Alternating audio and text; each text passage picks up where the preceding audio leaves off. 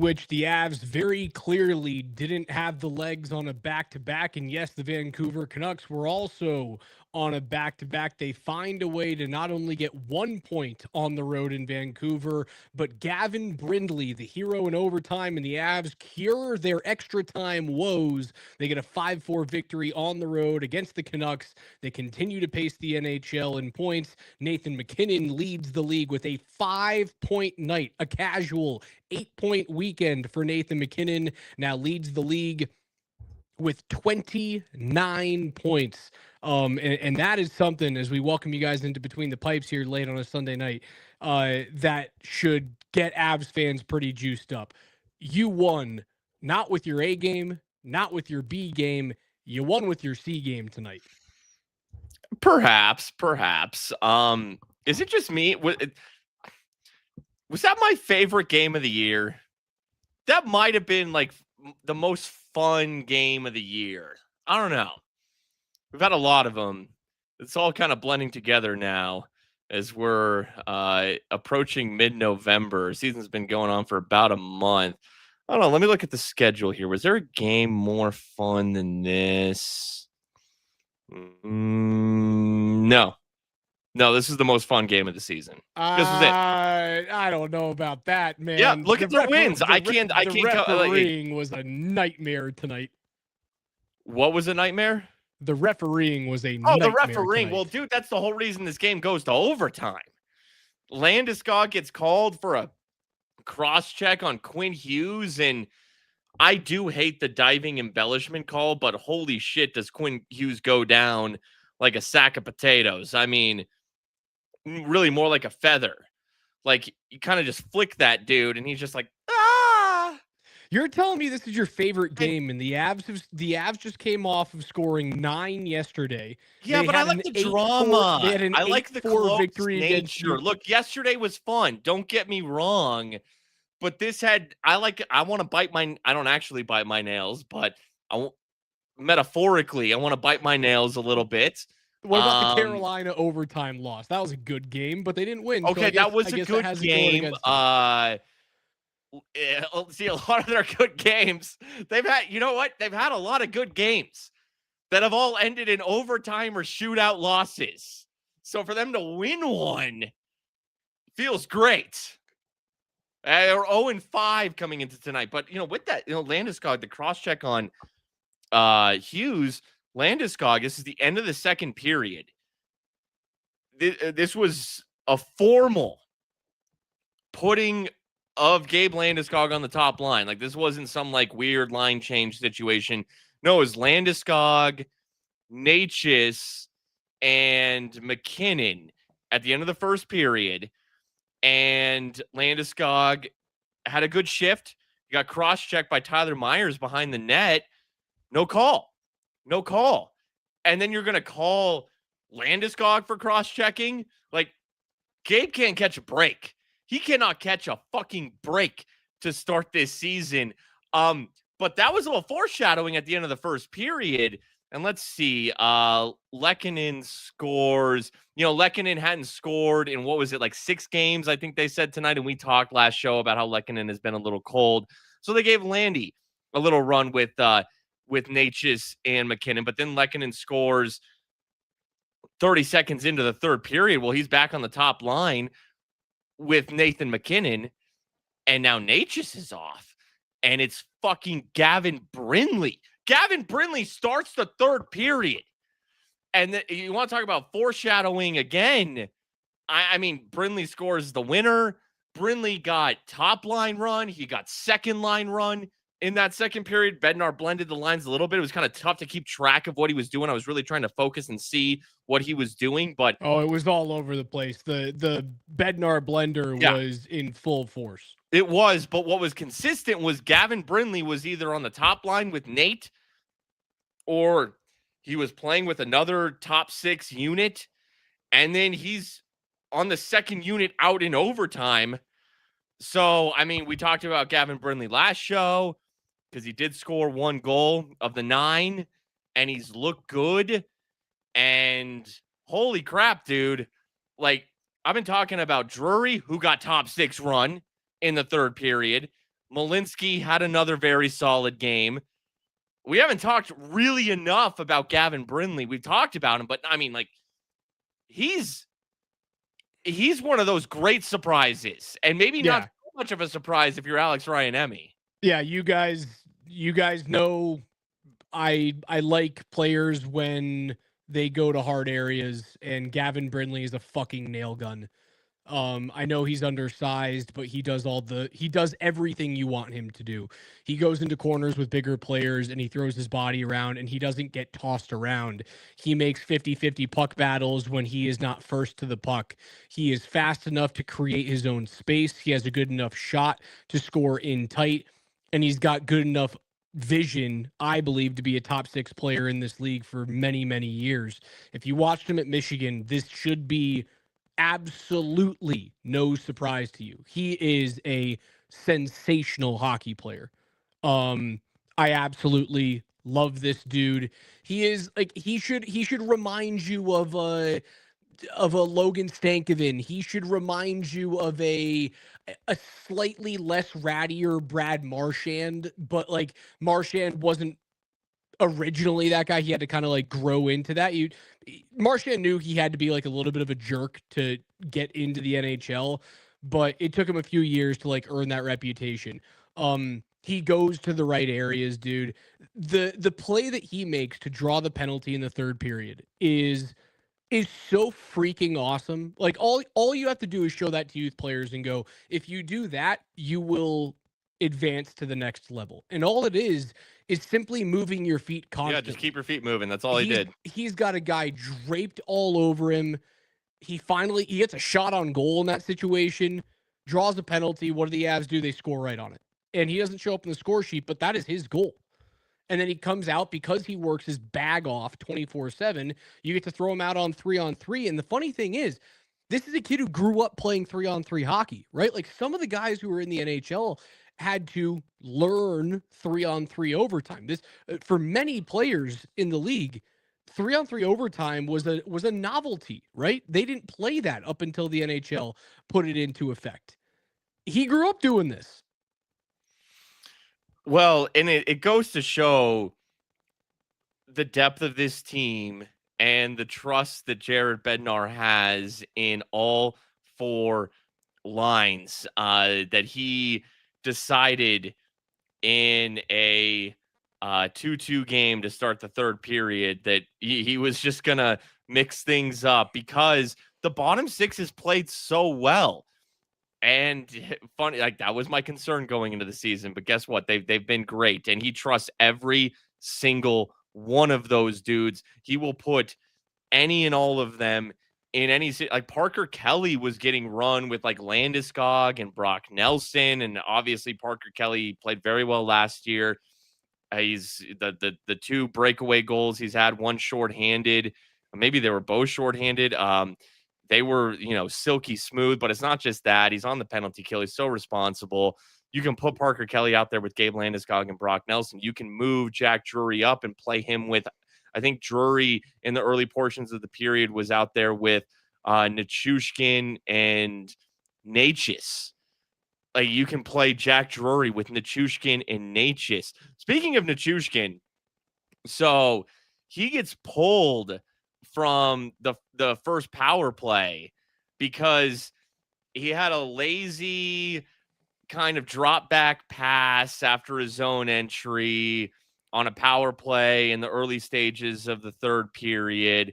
And then he later in the next sequence whipped a puck around the boards. I almost think that maybe Natchez kind of hesitated on that puck, but it came in with some pace, maybe a little irresponsible.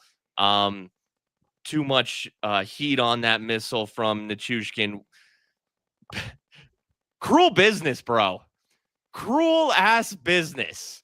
Because Nichushkin has been very good on the power play, and Jared Bednar said, nope, you're off of this thing. And the next power play they put, this was after Brindley drew the very good net front push on a little mini breakaway where he got hooked or whatever it was. Now Lehkonen, hey, Nichushkin, you're off. Lehkonen, you're in. It worked. Lehkonen is great. Look, Nichushkin is very good in that bumper roll, in that little not quite net front, but just north of net front. That's where Lehkonen was.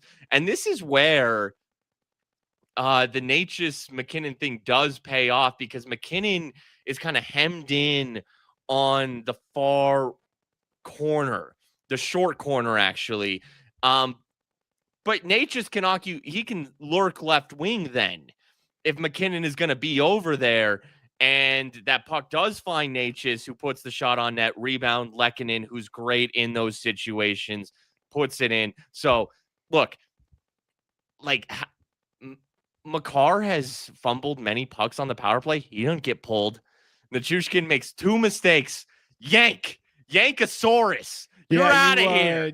You're not Kale, buddy. Yeah, Val's value, for lack of a better term or turn of phrase here, Val's value is sure-handedness with the puck and 200-foot game paired with elite forechecking. When he doesn't have those things going, he doesn't do much for you. And he didn't have that going tonight. I thought the Nichushkin penalty was a complete joke. I thought it was a very bad call. Watching it live, I thought it was a joke. Replay, I think they called a hook. I maybe saw more of a slash on the legs. They call it a hold. A hold? I didn't see a hold. I saw maybe a slash. But watching it live, I thought it was I did think maybe he was a tick late. But watching it live, and that's what the refs are watching. They're not watching the slow-mo replay. Yeah, I didn't like that call. So you pair Val with not having his jump tonight and being a turnover machine and being a guy who's sending himself to the box, and you can't have him in the box. That's the recipe for getting sat. I do think that Bednar in the situation isn't just doing his let's blend the lines up thing for shits and giggles. I think they're trying to take something out of the bag of what Dallas did for the past few years, where you really utilize the regular season to see if you can't have Nate, his preferred winger, and then just a bunch of other dudes who play wherever. Like, that's what Dallas did. That is what Peter DeBoer is known for. And the reason why he does it is because they employ like 6, 7, 8 centermen or guys who have played center in their careers, so they can kind of play anywhere on the wing or in the middle at any given time. And it's why it's so difficult to match lines up with a Peter DeBoer coach team. I don't know if that's going to be the same way for Dallas moving forward, but I think Bednar and this coaching staff is kind of taking a little bit of that right now, going, if we can utilize some of that unpredictability and mesh all of our bottom 9 forwards together, it's going to help us later on in the year. So I loved it tonight.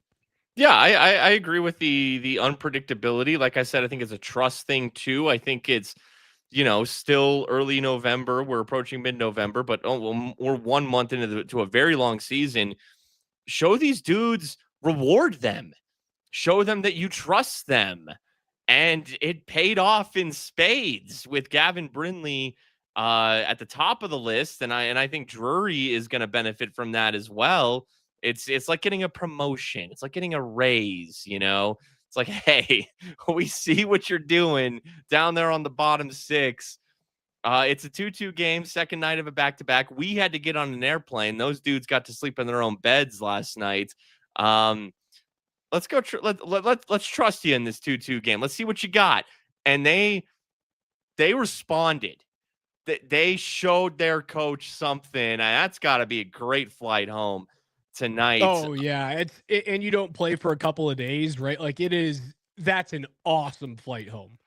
Gavin Brindley's getting the royal treatment. He's getting tossed around in a good way.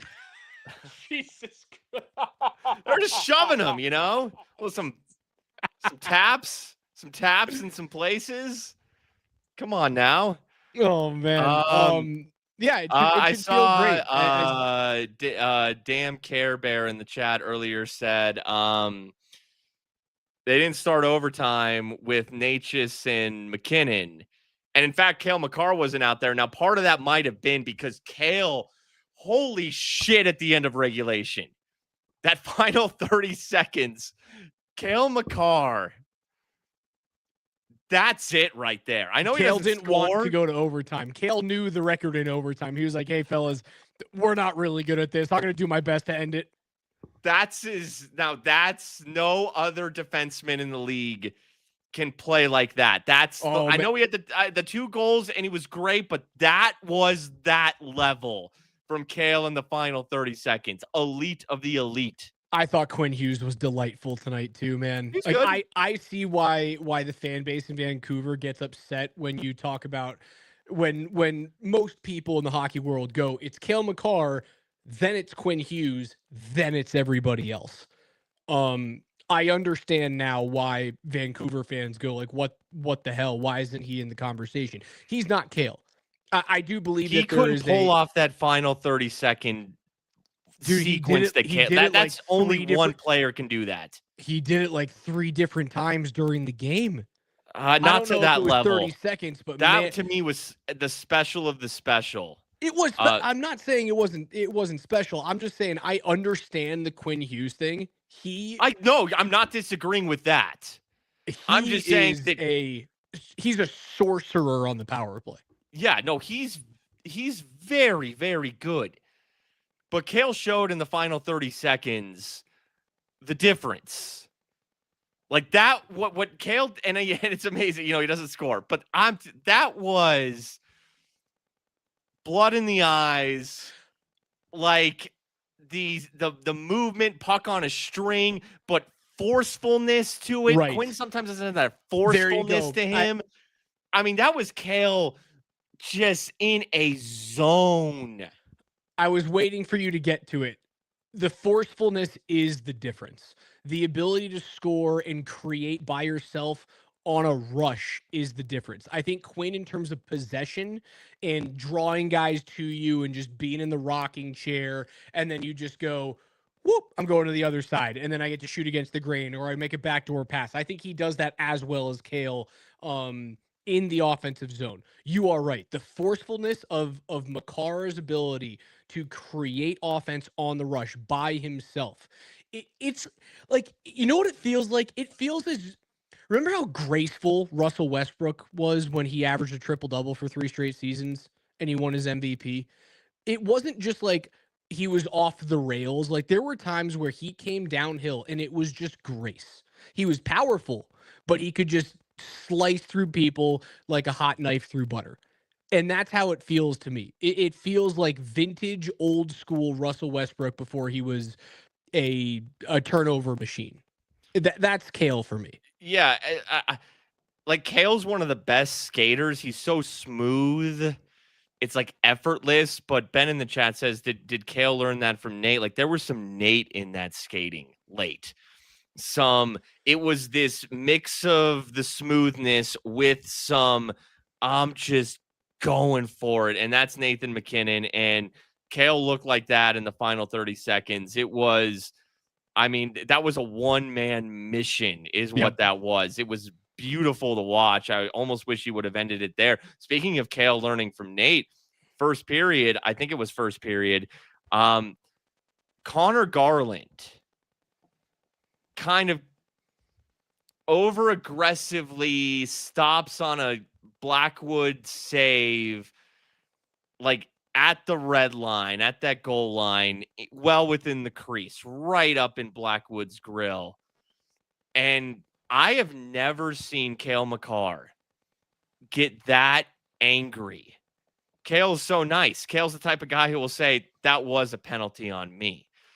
Cale never fights. It's not, and we don't want it. Like, he's a defenseman who we don't want to fight, even though he's an underrated defenseman, can play physically. He headlocked Connor Garland, said fuck you or something like that to him. He was pissed. He took Connor Garland down to the ground. And you talk about learning from Nate. We, of course, remember when Nathan McKinnon softball fast pitched a helmet into Connor Garland's face many years ago. Dude, that was the RKO. He took a page out of Randy Orton's book. Yeah, he just took headlock, boom, take him down. RKO out of nowhere. It's exactly what it was. I loved it. That was one of my favorite things I saw all evening, because like Connor Garland he's just a villainous player when you're against him, and Nate hates him. He's just this like pest is what he feels like.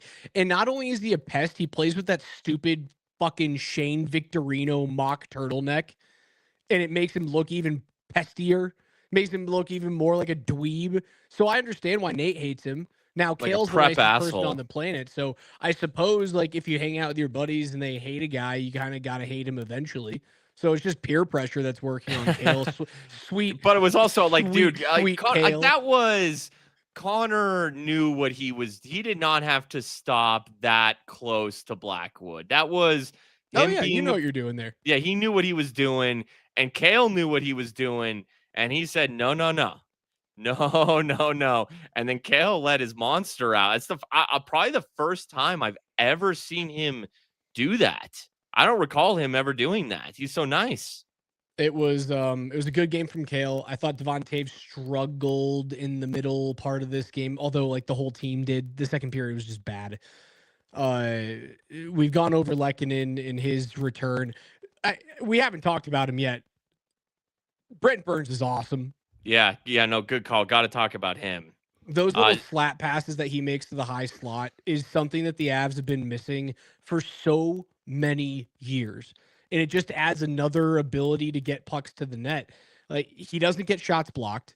Is he going to score all that much from the point? Not necessarily at this point in his career. Now we have seen some amazing shots from him, particularly the short side shot that he scores his first as an Av with.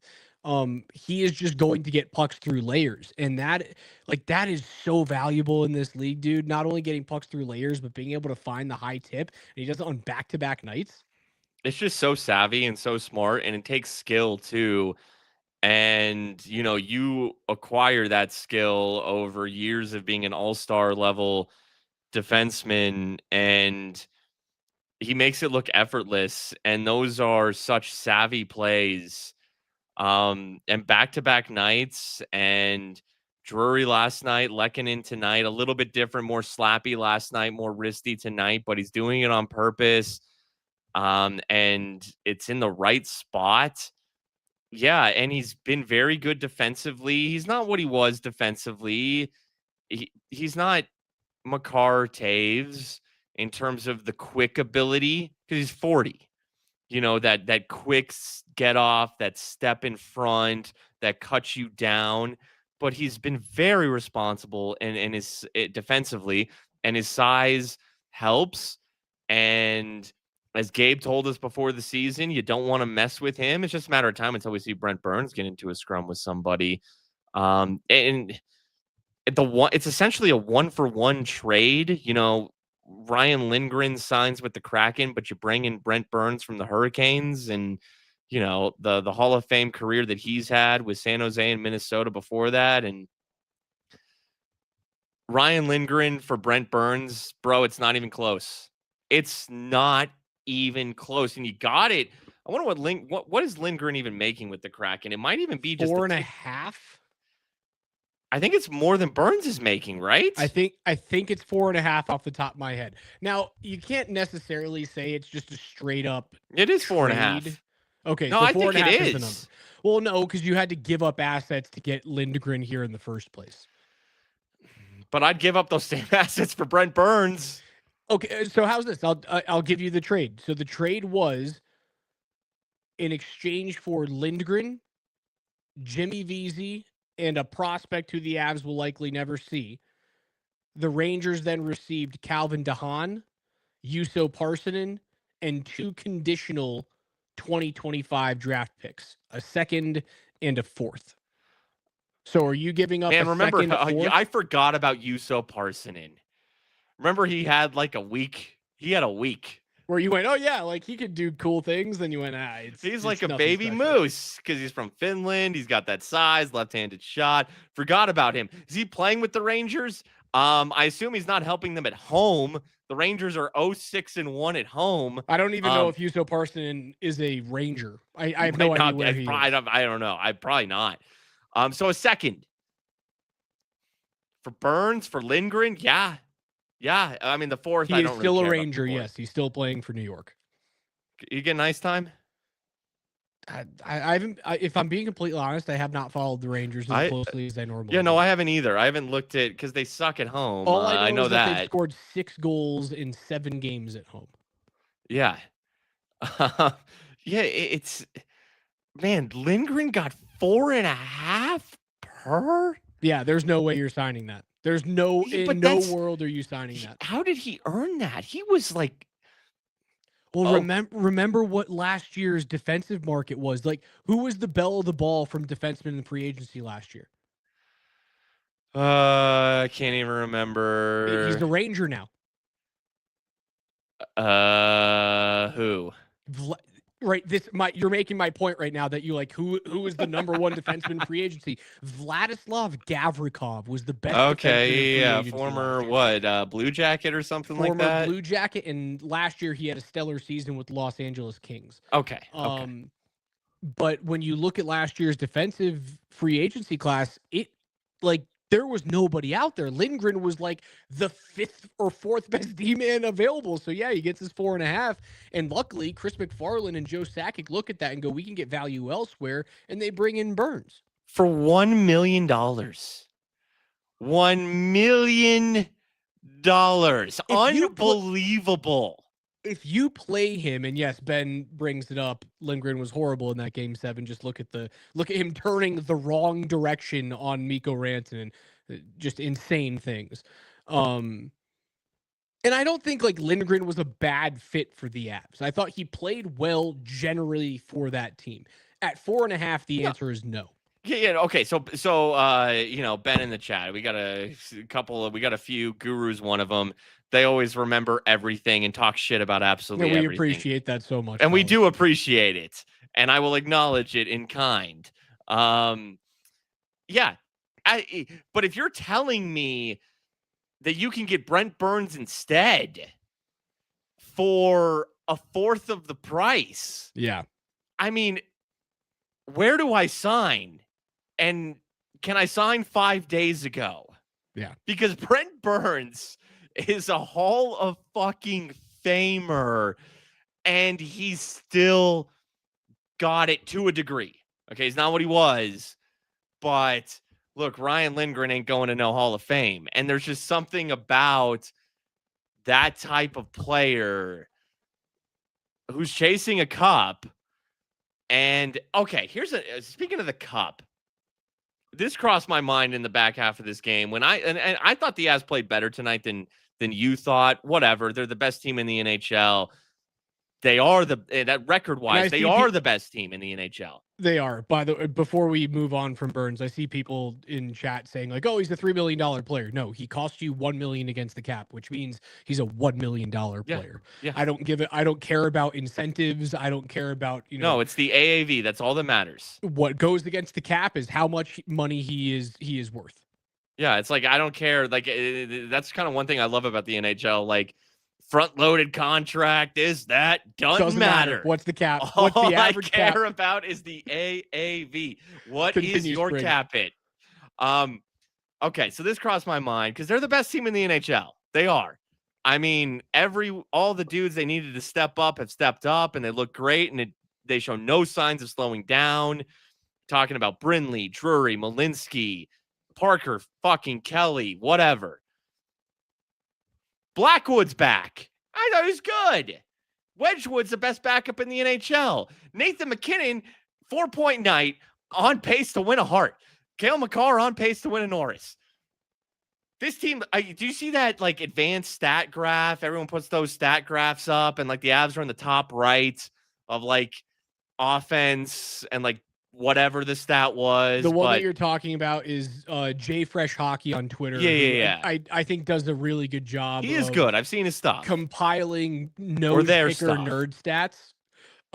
You're talking about the 5-on-5 expected goals for versus against, and it basically sure. Yes, that's the one.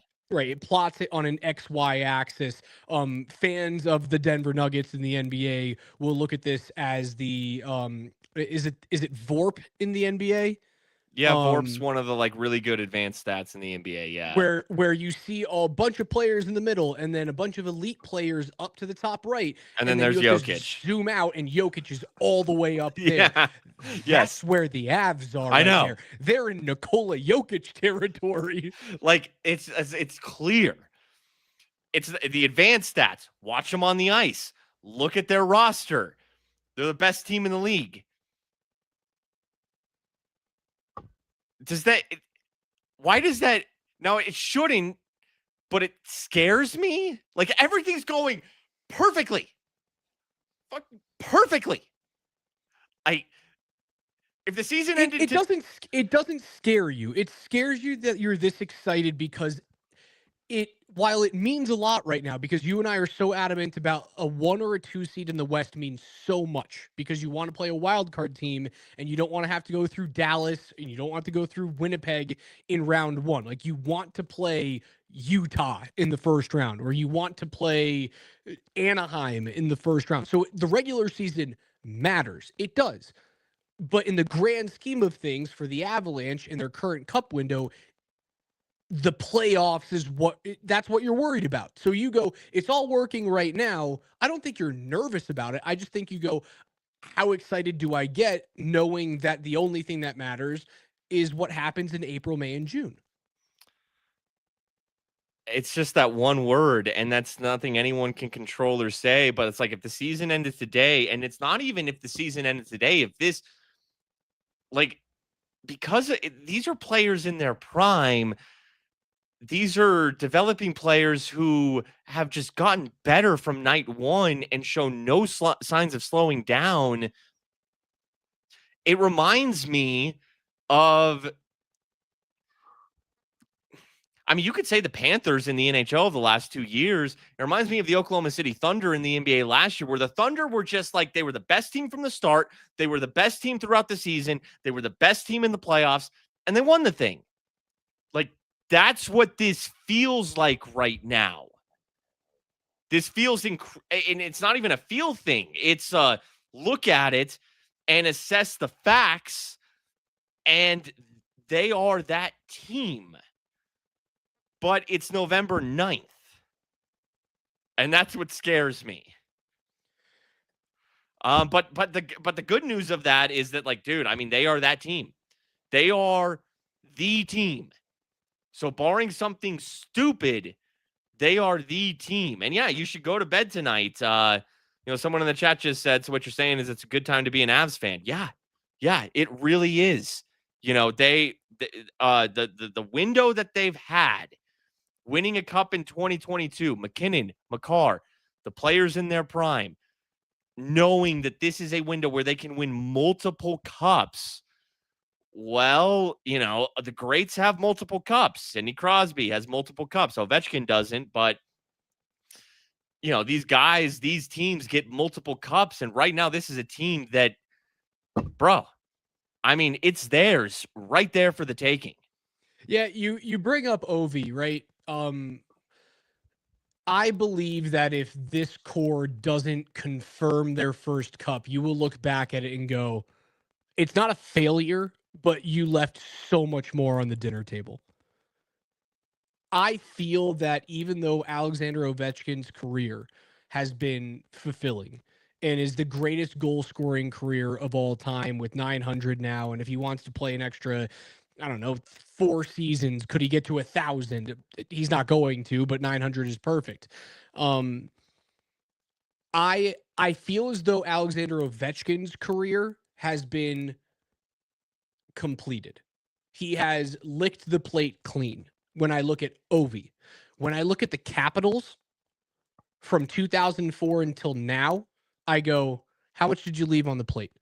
And I think you left a lot. I think you left seconds and thirds and stuff that you could throw into the freezer when you look at Sidney Crosby and the Penguins in the same slot. Sidney Crosby's career is complete. His plate is clean. But so is the Penguins' plate when you look at the career between 2004 and now. The Penguins won 3. The Caps only won 1, and you kind of go, Well, yeah, Ovi was perfect. You got what you needed out of him, but you as a team, as a group, didn't do enough. I would feel the same way with McKinnon and McCarr. I could look back on their careers and go, plate's clean. But I'd look back on the longevity of their careers with the Avalanche and go, if it's just one ring, it wasn't enough. 100%. Considering you have McKinnon and McCarr, and it's a testament to Chris McFarland and Joe Sakic for, and it's easy to understand that you have Nathan McKinnon and Cale Makar, but then to make the right moves and to really kind of overhaul this roster in a way, certainly the goaltending room was, that's huge.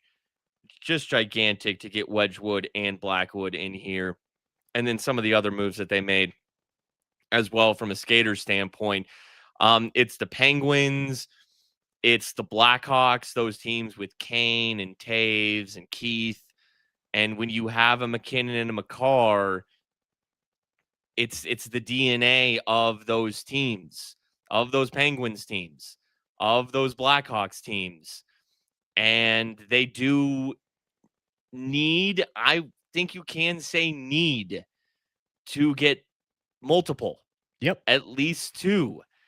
And as of right now, it looks like the only thing that can stop this team is themselves somehow. Now, Dallas is playing better, but I don't know, man. Anaheim just went in there and beat him 7-5. Ottinger hasn't quite been that ace. It's clear. It's clear who the best team in the league is. It's very clear. And it's wild that we got a few more months of this thing until we can get the final answer to the $1 million question. Amazing win for the Avs tonight when they certainly did not have their best. I thought it was their worst 5-on-5 game of the season so far. And when you look up through 16 games, they have just one regulation loss, and they lead the league in points. Nathan McKinnon, 29 points, 9 points in his last two games. In back-to-back on the Canada road trip. They'll be back home coming up here, I believe, on Tuesday evening as the Avs host the red-hot 11-3-1 Anaheim Ducks. Cutter So Gauthier, we're getting that on Leo Tuesday, Carlson. huh? That is Tuesday night Holy on TNT. shit. That's a great hockey game. That's low-key the most interesting matchup in the NHL so far this season. That's a good hockey game, dude. Anaheim, they were up 3-0 on Winnipeg. I assume they closed that thing out, right? Like, they keep winning. Yes. How many have they won in a row? Like 7 or 8 now? I think it's 7 straight. It is 7 straight. Yeah, they beat Winnipeg tonight after beating Vegas in Vegas, after beating Dallas in Dallas. Anaheim's that fun, good. Anaheim, to me, I will take Anaheim right now over all but maybe like 5 teams in the league. Anaheim's on one right now. And now they're coming to Ball to play the actual best team. That's a money matchup on Tuesday night. Yeah, they did a great job in hiring Quenneville, regardless of what you think his viability should have been in the league stemming from the scandal in Chicago. Personally, I think he did his time away from the game. I'm not going to get into the Kyle Beach thing for now and how much Quenneville knew or didn't know, or how much Taves or Kane knew or didn't know. I think he was kept out of the game for a while, and he is a very, very good head coach, and that is one of the main reasons why Anaheim has figured it out. And the biggest reason is they make a trade, they bring in Cutter Gauthier, they make a great draft pick in Leo Carlson and Bennett Sinek. They're getting solid goaltending. I don't trust their defensive core right now. That's the one thing that I look at them and I go, if they're the 8 seed, I want the 1, because I don't trust their D core whatsoever. But they're fun, dude.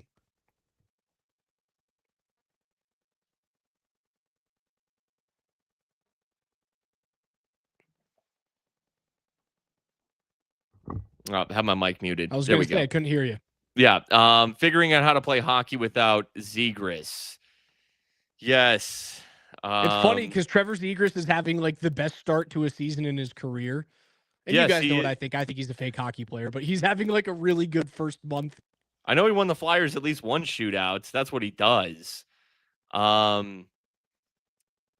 he's a little light though. That Trevor Zegras, and they're more physical now. They don't have that. I don't want to call it a black hole per se, but something like that defensively. Yeah, it's that is and Anaheim, they are feeling themselves. They are, they're feeling like they're on top of the world right now. And they're gonna come to Colorado and they're gonna have nothing to lose. They are going to play balls to the wall. Troy Terry once again coming back to Denver, but now his team is actually ready to go. Drew Hellison from the Josh Manson trade, I think he's on their top D pair from what I've seen. So, I mean, hey, you got Josh Manson out of it. Anaheim got the reward, and it's paying off. But, if you're Colorado, you end that 7-game win streak of Anaheim, and you show them who daddy is. But Anaheim, they don't give a damn. They are going, this is house money for them. So what a matchup on Tuesday night. I can't wait. A 4-game homestand in the offing for the Avalanche. Anaheim on Tuesday, Buffalo on Thursday. 2 days off. They'll take on the Islanders and Patrick Roy on Sunday evening at 7 p.m. And then 3 days off until they host the Islanders' city mates, the Rangers, who come to town on Thursday night, November 20th. 4 straight home games for you guys to get on out there to Ball Arena and see the hottest team in the NHL, the Colorado Avalanche. 7:30 on Tuesday, Avs and Ducks. You can watch that one on TNT or HBO Max, and we'll be right here on YouTube and Twitter at Altitude SR, at Altitude Sports Radio. That's Mark Springer. I'm Alex Ryanemi. As always, we love you guys. Thank you so much. Big Avs win on a night where they did not have it. They found a way to get 2 points, and they cure their overtime woes with the nail gun, Gavin Brindley, in the extra frame. We'll see you guys Tuesday.